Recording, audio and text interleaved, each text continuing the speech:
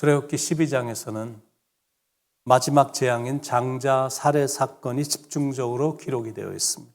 29절에 밤중에 여호와께서 애굽 땅에서 모든 처음 난 것 곧 왕위에 앉은 바로의 장자로부터 옥에 갇힌 사람의 장자까지와 가축에 처음 난 것을 다 치심해.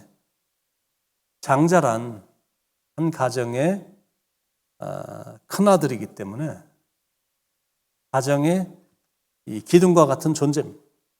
특히 애굽에서 장자권이란 대단히 중요합니다. 그 이유는 장자는 아버지에게 있어서 기운의 시작이고 가문에 있어서는 혈통을 잇는 계승자고 또 한 가정을 대표하는 인물이기 때문에 장자의 존재는 대단히 중요해요. 그런데 그런 중요한 아들들이 한 명도 안 남고 하루아침에 다 죽은 겁니다. 만약 가정의 할아버지, 아버지, 큰아들이 살고 있는데 할아버지가 장자면 할아버지도 죽는 거고 아버지가 장자면 아버지도 죽는 거고 아들도 장자면 죽는 겁니다. 그러니까 가정 안에 하루아침에 대비극이 일어난 겁니다. 하나님을 대적하는 가정의 대를 하나님이 완전히 끊으신 겁니다. 그러니까 애굽의 대통곡이 일어났습니다. 통곡이 없는 집이 한 집이 없었습니다. 30절에 그 밤에 바로와 그 모든 신하와 모든 애굽 사람이 일어나고 애굽에 큰 부르짖음이 있었으니 이는 그 나라에 죽임을 당하지 아니한 집이 한 집도 없었음이었더라. 근데 그것뿐만이 아니라 감옥 안에 있는 장자까지 궁중에 있던 바로의 큰아들까지 구별 없이 장자가 죽는 재앙이 내려졌다라는 거예요. 사회적인 강자에서 약자까지 심지어 가축까지 하여튼 애굽에 있는 모든 장자들은 그날 다 죽었습니다. 그런데 신기하게 이스라엘 가정에는 nothing has happened. 아무런 일도 일어나지 않았다라. 하나님의 백성들이 살고 있는 동네는 개도 짖지 않았다라고 표현합니다. 상황에 민감한 개가 혀가 움직이지 않을 만큼 평온하고 조용했다라는 거예요. 뭐 개를 키워보신 분들은 알겠지만 개는 주변에 일어나는 조그만 일에도 민감하게 반응하기 때문에 지저대는 특성이 있거든요. 모든 가정이 통곡하는 그 땅에 개가 짖지 않았다라는 것은 이스라엘이 거주하는 곳에는 이전과 다름없이 지극히 평온했다라는 거예요. 그건 하나님께서 이스라엘 백성들을 그만큼 완벽하게 그리고 철저하게 보호해 주셨기 때문에 그렇습니다. 보호함을 받은 이유는 문설주에 발라놓은 어린 양의 피 때문입니다. 어린 양의 피를 문설주에 바른 가정은 사망이 건너갔습니다. 그게 바로 유월절 사건이고 구별된 백성들이 받은 축복입니다. 하나님께서 흑암 재앙을 내리실 때도 그랬고 우박 재앙을 내리실 때도 이스라엘 백성들이 거하고 있던 곳은 흑암과 우박이 없었습니다. 이게 바로 구별된 백성이 누리는 축복입니다. 이 사건 하나로 마침내 강팍했던 바로가 완전히 두 손을 들었습니다. 그 밤에 일어나 모세와 아론을 불러 애굽에서 속히 떠날 것을 명하죠. 31절에 밤에 바로가 모세와 아론을 불러서 이르 너희와 이스라엘 자손은 일어나 내 백성 가운데서 떠나 너희의 말대로 가서 여호와를 섬기며 마침내 바로가 이스라엘의 해방을 허락한 겁니다. 불의한 독재자의 마지막 항복 선언입니다. 신이라고 생각했던 일본 천황이 백성들 앞에서 항복을 선언한 것처럼 바로는 더 이상 하나님 앞에서 완악할 수가 없었던 겁니다. 이제는 더 이상 잔머리를 굴리거나 더 이상 간교하게 협상하거나 하나님께 제사를 드리는 장소의 제한조차도 없었어요. 완전한 해방이 된 겁니다. 이게 바로 출애굽입니다. 이스라엘 백성들이 하나님께 구한 대로 다 이루어진 겁니다. 그리고 하나님이 약속하신 것처럼 떠날 때 빈손으로 떠나지 않게 하셨습니다. 하나님께 제사를 드릴 때 필요한 짐승까지 다 데리고 떠나게 됐습니다. 32절에 너희가 말한 대로 너희 양과 너희 소도 몰아가고. 그런데 더 짜릿한 승리의 쾌감은 바로가 자기를 위해 축복해 줄 것을 간청하고 있다는 사실. 32절 후반 나를 위하여 축복하라 하며. 이건 모세의 승리고 이스라엘의 승리고 하나님의 승리.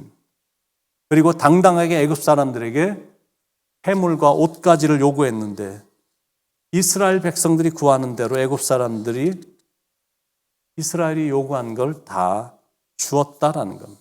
정말 통쾌한 승리. 이게 바로 하나님께서 당신의 백성들을 위해 하시는 방법이십니다.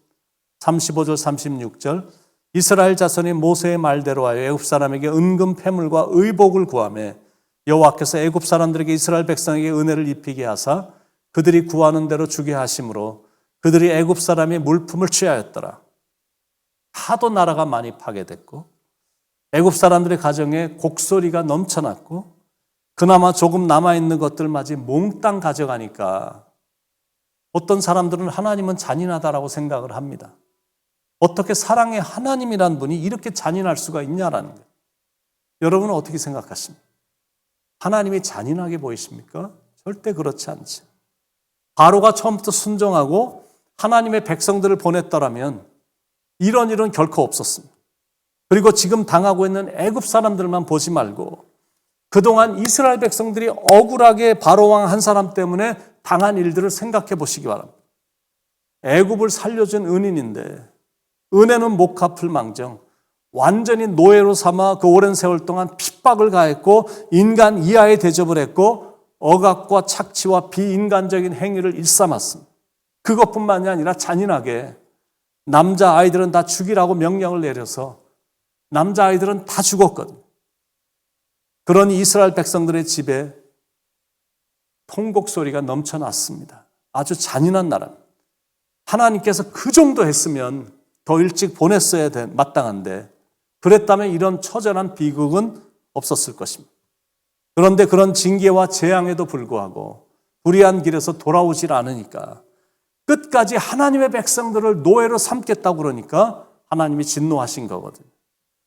하나님이 하시는 일이라 결국 내보내게 될 텐데 마지막 재앙까지 당하고서야 실은 자기 아들이 죽으니까 이제서야 마음을 연 겁니다. 더 참혹한 일이 터질까 봐. 참 어리석고 악한 인생입니다. 영적 교훈입니다. 이런 일이 일어나기 전에 인생이 더 초라하기 전에 하나님께 빨리 항복하라. 그겁니다. 드디어 역사적인 출애굽 사건이 짧은 한 구절로 기록이 되어 있는데 가슴이 뭉클해지고 찡해지는 구절입니다. 51절 바로 그날에 여호와께서 이스라엘 자손을 그 무리대로 애굽 땅에서 인도하여 내셨더라. 하나님께서 다 하신 겁니다. 하나님께서 이스라엘 백성들의 부르짖음을 들으시고 역사적인 출애굽을 하도록 인도하신 겁니다.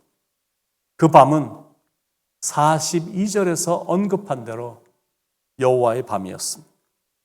약속의 땅을 향해 출발선에 서 있는 역사적인 밤입니다. 1945년 8월 15일 대한민국의 모든 국민들은 남녀노소 할 것 없이 그 밤에 대한민국 만세를 외치며 기뻐했습니다. 이스라엘이 430년의 노예 생활을 마치고 해방되는 첫째 날입니다. 아마 그들도 이스라엘 만세라고 소리를 쳤을 것입니다. 자유라는 게 그렇게 좋은 겁니다. 우리에게도 그런 역사적인 날이 올 줄로 믿습니다. 진정한 승리의 날, 구원의 날, 기쁨의 날, 우리를 구원해 주심에 감격해서 어린 양이신 예수님을 목이 터져라 찬양하는 날이 오게 될 줄로 믿습니다. 구원하심이 보좌에 앉으신 우리 하나님과 어린 양께 있도다. 구원하심이 보좌에 앉으신 우리 하나님과 어린 양께 있도다. 기도하겠습니다. 하나님 앞에서 어리석게 굴지 않게 하시고 늘 겸손히 하나님만을 따라가고 하나님의 말씀에 순종하며 살아가는, 그래서 우리의 길도 좋은 길을 걷고 행복하고 기쁘게 살아가고 그러다가 우리가 언젠가 때가 되면 구원받아 천국에 올라가 보좌에 앉으신 하나님과 어린 양이신 예수님을 찬양하고 예배하고 경배하는 그런 축복을 받게 될 수 있도록 이 땅에서 하나님 잘 섬기며 살게 도와주시옵소서. 오늘도 말씀해 주셔서 깨닫게 해주신 성령님께 감사를 드리며 사랑이 많으신 예수님의 이름으로 간절히 기도드립니다. 아멘.